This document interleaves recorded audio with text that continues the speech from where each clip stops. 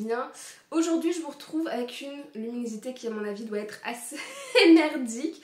Mais là vraiment on a le bon gros temps d'automne, changement d'heure, hyper sombre, nuageux, pluvieux, gris, vent, enfin tout ça. Et donc je fais vraiment avec les moyens du bord et je n'ai pas investi, je vous avoue, dans la petite lampe derrière. Donc on fait vraiment comme on peut. Mais l'important c'est que vous voyez les couvertures, que vous entendiez ma voix, etc. Donc on fera avec. Et vous l'avez vu au titre de la vidéo, aujourd'hui on parle des sorties du mois donc de novembre. Alors c'est un mois qui est un petit peu plus calme honnêtement par rapport aux sorties littéraires du coup de septembre à octobre et toutes ces romances de Noël, etc. D'ailleurs j'ai vu que Vibration Littéraire avait fait une vidéo que sur les sorties des romances de Noël et il y en avait genre 45, 50, un truc comme ça. Donc moi je limite toujours plus ou moins au nombre de 10, 11 grand max. Ici il y en aura un petit peu moins, mais en même temps ça fait du bien, le banquier sera d'accord. Et surtout dans le peu qu'il y a en fait certaines je vais quand même les acheter, les préco, les mettre sur ma wish voilà, pour Noël ou quoi. Et le reste j'ai un peu comblé avec ce que je pense pourrait vous intéresser. Et donc on va attaquer tout de suite avec le premier tome qui en fait n'est pas un premier tome mais un tome 3, c'est celui-ci, donc c'est le tome 3 de Souveraine. Hop, j'ai remis de côté, j'avais du coup déjà le tome 1 dans ma bibliothèque. Alors j'ai l'impression que ça fait 1000 ans que j'attendais la sortie du tome 3. Je sais pas si j'ai retrouvé la date de quand est-ce qu'il est sorti. Donc le tome 2 c'était prévu en 2023. Et donc à mon avis ouais on doit être logiquement vers 2021, peut-être début 2022 ou quoi pour ceci. Et pareil, je ne vais pas relire du coup le résumé du tome 3 pour ne pas spoiler. Et je vais plutôt vous lire celui-ci qui disait: l'impératrice Margaro façonne ses filles depuis leur naissance, éduquées dans l'art du mensonge, de la séduction et de la manipulation. Sophronia, Daphné et Béatrix n'ont qu'un objectif, épouser les héritiers des monarchies voisines et pousser le royaume de Témarin, Frive et Célaria à la guerre afin que Margaro règne seule sur le continent. Les trois sœurs envoyées en territoire hostile cherchent à s'affranchir de l'emprise machiavélique de leur mère et être souveraines de leur destin. Mais bousculer le plan de l'impératrice se révélera plus difficile qu'il n'y paraît. Entre intrigue sentimentale et trahison politique, la partie ne fait que commencer. Je trouve que c'était un peu... enfin, ça on voit moins, mais c'était un peu ton sur ton avec les dessins derrière, c'était un peu compliqué à lire. Mais voilà, il me faisait très envie au moment de sa sortie. Et comme d'hab, j'attends donc toujours les tomes 3 pour lire d'une traite, vu que j'ai une mémoire de poisson rouge, etc. Et depuis, j'avais eu le temps, forcément, de voir beaucoup de retours positifs dessus. Du coup, voilà, je suis très contente que le tome 3 soit annoncé. Clairement, je vais le mettre sur ma wishlist pour Noël, etc. Et clairement ce qui m'a attirée dedans c'est le jeu du coup si on dit de trahison politique, de pouvoir, de manipulation, de faux semblants, de ce petit jeu d'échecs qu'on va retrouver au compte-gouttes de l'histoire. Ce côté un petit peu royauté aussi avec le côté souveraine, royaume, le prince visiblement l'héritier, etc. Et oui forcément je m'attends aussi à ce que ça fasse un petit peu romantasy vu que on parle de sentiments, que je me doute bien qu'elle va... voilà, à un moment ou un autre, avoir de l'affection pour cet héritier, ce prince ou quoi. Et donc voilà, c'est un mélange qui je trouve d'habitude marche assez bien. Alors le résumé du tome 1 seul ne m'aurait pas vraiment décidé, mais c'est plutôt par rapport au retour où je l'ai laissé dans ma wishlist et que quand j'ai vu que c'était très positif, je me suis dit ok, je vais continuer à suivre pour le tome 2, le tome 3, les retours, etc. Et c'était toujours aussi bon. Et du coup voilà, donc le tome 3 c'est du poison au cœur. Et donc il sort, je l'ai dit, le 6 novembre. Ensuite, un autre livre que j'attends, que j'ai mis dans ma wishlist, et en même temps, je ne vais pas le craquer direct parce que j'y vais un peu avec des petites pincettes. C'est celui-ci, donc c'est Nous de Christelle Dabos, qui sort cette fois le 11 novembre. Et je vous avoue que autant j'étais hyper emballée par La Passe Miroir, autant depuis elle avait sorti... j'ai oublié le titre. Elle avait sorti un autre livre et qui avait été considéré comme un gros ovni. Il avait fait un semi-flop, les gens savaient pas trop. Alors moi je dis toujours quand on a écrit une énorme saga comme ça, on a une saga phare, on n'en a pas deux. Et du coup c'est normal qu'on n'écrive pas des livres qui soient au même niveau que c'est les gros best-sellers, on peut pas faire que ça dans la vie. Mais le deuxième, j'ai vraiment oublié le nom, j'ai la couverture mais j'ai plus le nom. Voilà, elle m'avait quand même vachement refroidi et puis finalement je l'avais pas lu. Et puis ici, on était à nouveau dans de la dystopie, si je dis pas de conneries. Et du coup, le résumé nous dit fantasy dystopique. Nous est une fantasy dystopique et vintage. Je renoue avec mes vieilles amours en vous invitant dans un monde qui a ses propres lois, ses propres possibles, ses propres interdits et de bons vieux baladeurs à piles. Nous est une humanité qui ressemble à la nôtre à un détail près et pas des moindres. Tout le monde a un instinct au service de la collectivité.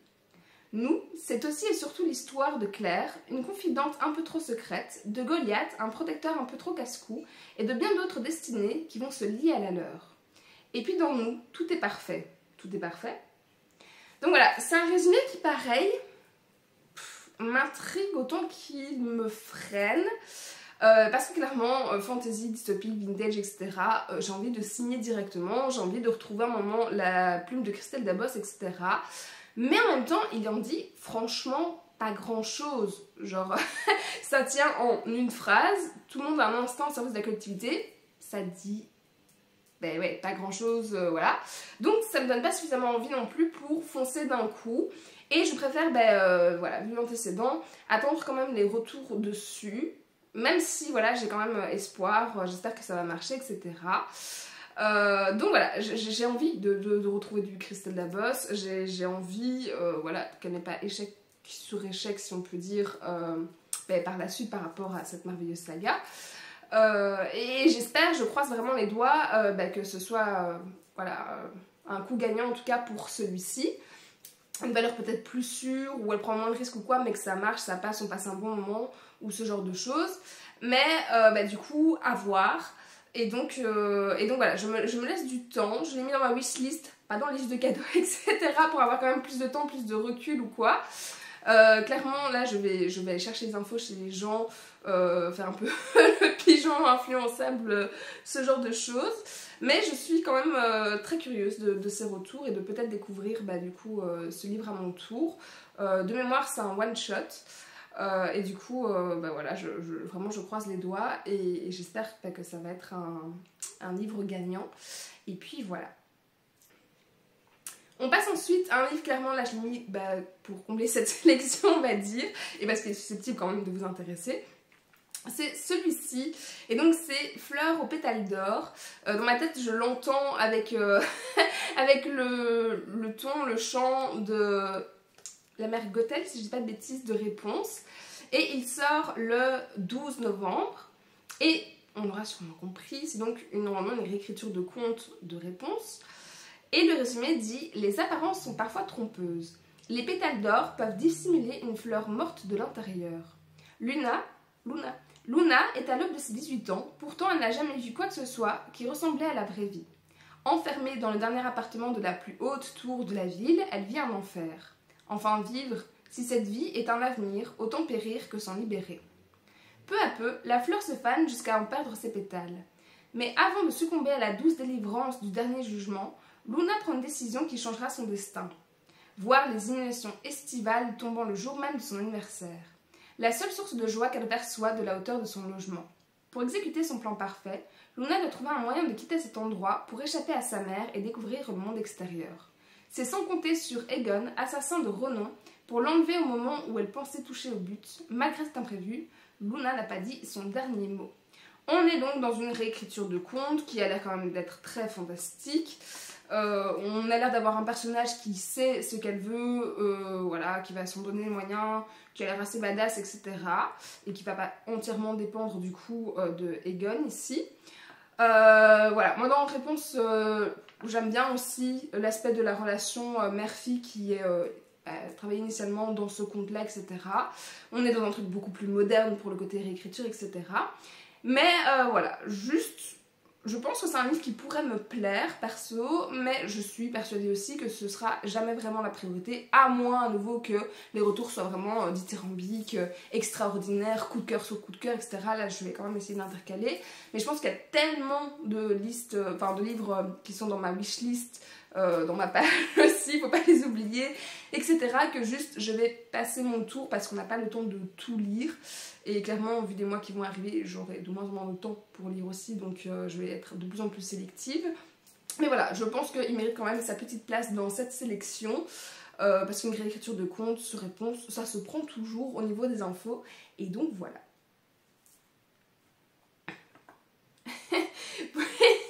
Je ris, mais j'ai l'impression que ce livre, je ne fais que vous en parler. Ce ne sera pas qu'une impression.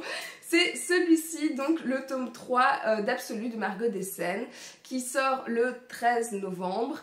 Et j'ai l'impression que je ne parle que de ce bouquin en ce moment. Parce que vraiment, je vous en ai parlé dans des wishlists, j'en ai parlé dans des pages, j'en ai parlé dans des bilans. Je vous en ai parlé dans le bilan du coup du tome 1, du tome 2 ici très récemment que je viens de sortir, etc. Et le plan c'était d'être à jour pour la sortie de ce tome 3. Voilà, si vous suivez la chaîne maintenant vous savez donc que à chaque fois j'attends justement de pouvoir lire un tome par mois. Et quand c'est une nouveauté j'en parle forcément aussi un petit peu plus. Et du coup, ça y est, je suis à jour pour ce tome 3, dont je ne vais pas lire le résumé pour ne pas spoiler. Et je vais aussi relire, pour ceux qui n'ont pas vu d'autres vidéos ou quoi, le résumé du tome 1, si pas désolé, je me répète, qui disait « Entrer dans une ville qui n'ouvre ses portes qu'une fois par an.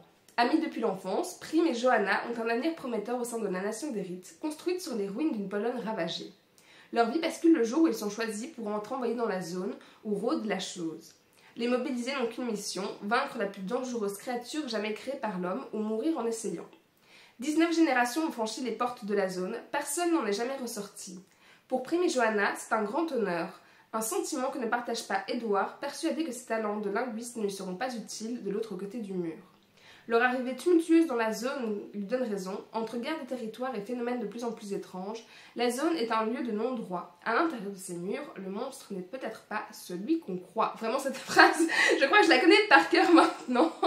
Mais bon voilà, donc j'avais découvert ce tome 1 qui est une dystopie. J'étais très contente de retrouver une dystopie de qualité depuis que la mode clairement était passée alors que c'était mon genre préféré. J'ai aussi beaucoup aimé du coup le tome 2 voilà, que j'ai lu ici très récemment et que j'ai sorti en bilan très récemment. Voilà, où on n'avait pas un tome de transition, c'est toujours aussi chouette, ça prenait un autre axe, une autre dynamique, etc. Et du coup, je suis très curieuse de découvrir le fin mot de l'histoire avec ce tome 3, de retrouver les héros, de voir voilà, chacun vers où il se dirige, comment il s'en sort, etc.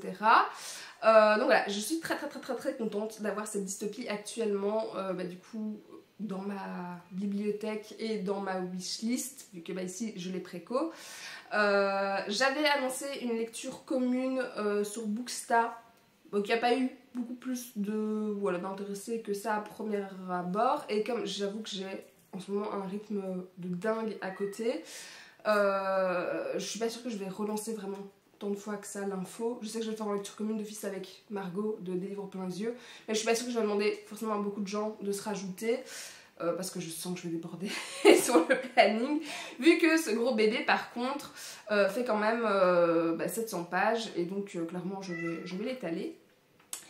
Et du coup voilà, je vous tiendrai forcément au courant dans mon bilan du mois de novembre de ce que j'en ai pensé. Si je réussis bien à boucler tous mes livres du mois dans le mois, mais en tout cas voilà, d'ici peu.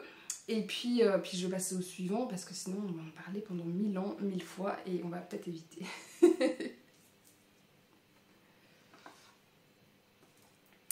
Alors pour celui-ci, hop, donc la dague de velours qui sort chez Hurlevent. Je vous avoue je l'ai mis clairement dans cette section pour le coup pour vous parce que je n'ai toujours pas découvert l'édition Hurlevent, qu'à chaque fois j'entends d'excellents retours et donc je me dis pourquoi pas vous parler de la dague de velours qui sort le 14 novembre ici et dont le résumé nous dit 1797 Paris. Dans l'intimité d'un boudoir de salon mondain, une femme attend son client, étendue à demi-nue sur un canapé en velours grenat. Sur ses lèvres, un sourire charmeur, à sa jarretière, une dague à la lame aiguisée. Pendant ce temps, à Grignan, un homme quitte son bureau où il vient de cacher une missive à l'intention d'un certain Napoléon Bonaparte. Tandis que sa femme et ses enfants dorment paisiblement, il rêve de gloire et d'ascension politique. Alors que les tentatives se multiplient pour renverser le régime du directoire, les destinées se croisent et se nouent dans un tourbillon de complots et de désirs de vengeance. Bon, là on est vraiment dans un autre style littéraire, vous l'avez bien compris, on est plus dans de l'historique, de l'uchronie, enfin un truc un peu dans ce style-là. Donc, bah voilà, il faut que ce soit votre genre, tout simplement. Ce que j'aime bien, en tout cas à première vue chez les éditions Hurlevent, c'est ce côté effectivement historique, mais à chaque fois sur un thème bien précis, un personnage différent, un lieu complètement spécifique, etc. Voilà, là on est sur Napoléon Bonaparte, je veux dire tout le monde a quand même quelques références sur le personnage de base. C'est pas ce qui m'attire le plus honnêtement, alors autant je rajoute à ma wishlist vraiment tout ce qui est sur les Écossais ou ce genre de choses, des sorcières, de la magie ou quoi. Autant ici, non, je vais passer mon tour et clairement je vous refile juste l'info comme ça. Mais sait-on jamais que ça intéresse certains d'entre vous. Et comme j'entends vraiment d'excellents retours sur ces éditions, je pense que c'est quand même des livres qualitatifs et donc je pense ne pas trop me tromper en vous conseillant un minimum du coup ces achats-là. Et puis donc voilà, j'ai pas grand chose d'autre à dire dessus, donc je vais pareil passer au suivant.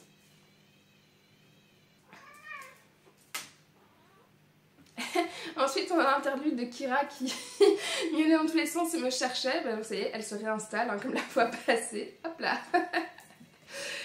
Et on passe donc à ce livre-ci.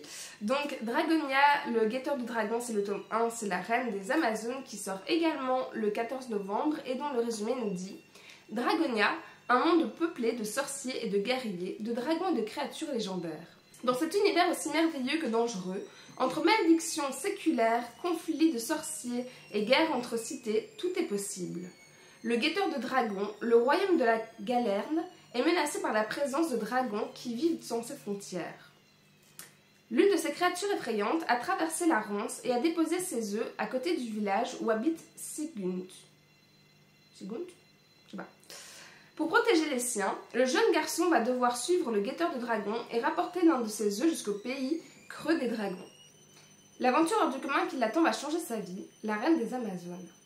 Alors qu'Audrey tente de fuir la cité d'Apolis, elle est aidée par 2 Amazones qui lui sauvent la vie. En retour, elle demande à la jeune fille de livrer leur combat en leur nom lors d'une compétition particulièrement dangereuse. Audrey va devoir affronter des guerrières fortes, intelligentes et bien plus entraînées qu'elle. Elle risque sa vie, mais elle est prête à tout pour sauver ses alliés. D'autant plus que celle qui l'emportera deviendra la nouvelle reine des Amazones. Bon, pareil, honnêtement, pour celui-là, je l'ai mis parce que c'est des dragons. Voilà, tout simplement, c'est annoncé, c'est dit, c'est conclu. Il n'y a pas d'autre raison. Mais je vais passer mon tour parce que il me parle pas beaucoup plus que ça. Les Amazones en général, j'en ai déjà croisé dans les bouquins et c'est pas un peuple qui m'attire vraiment beaucoup plus. Je trouve qu'on tombe assez rapidement dans des clichés de vraiment, là le coup féministe badass, etc. mais dans le sens que j'aime pas vraiment. Donc voilà, je sais pas. J'ai l'impression qu'ils en font toujours un peu trop pour le personnage par rapport à ce que c'est. Enfin, je suis pas hyper convaincue. Mais, ma foi, il y a l'air d'avoir quand même pas mal d'éléments à en retirer. Des dragons, des sorciers, des guerriers. On parlait aussi tout ce qui était... c'est épreuve ou c'est... Je sais plus comment on l'a dit maintenant. Ouais, non, une compétition, voilà, c'est ça. On parle d'une compétition aussi entre guerrières et tout. Donc, voilà, je pense que de base, ça ne va pas être mauvais. Juste... Je passe mon tour parce qu'il ne m'attire pas suffisamment. Et même à la lecture du résumé, je suis pas sûre d'accrocher tant que ça non plus avec la plume pour le coup. Donc voilà, je suis pas plus convaincue. Mais à voir si quand même c'est bien écrit, si ça peut être sympa. Comment se fait l'évolution dans les autres tomes. Enfin tout ça vous connaissez un peu l'idée générale. Et clairement je vous le mets du coup à titre informatif pour vous, sait-on jamais, de votre côté. Ok, je disais donc dernier bouquin, c'est celui-ci, c'est Divine Darkness, le tome 2 de Anatrice, et donc là il sort le 20 novembre. Je vous ai déjà parlé d'Anatrice avec cette trilogie coup de cœur, tout ça, tout ça. Je vous avais annoncé du coup le mois passé, dans les sorties du mois passé, qu'il y avait une nouvelle trilogie de Romantaisie qui sortait voilà, chez elle. Et c'était du coup un tome par mois, donc le mois prochain, spoiler alert, je vous annonce le tome 3. Et pareil, je ne vais pas lire le résumé ici du tome 1, mais par contre, un petit rappel du tome 2, pardon. Mais par contre, un rappel du tome 1, ça peut être pas mal. Et on nous disait, une offrande de chair et de sang destinée aux plus dangereux des dieux. Danae est la fougueuse princesse rebelle du royaume souterrain réservé aux humains hérétiques, sous les florissantes contrées régies par les Phaedras, je ne sais pas trop comment on prononce non plus, de puissantes divinités aussi vénérées que redoutées.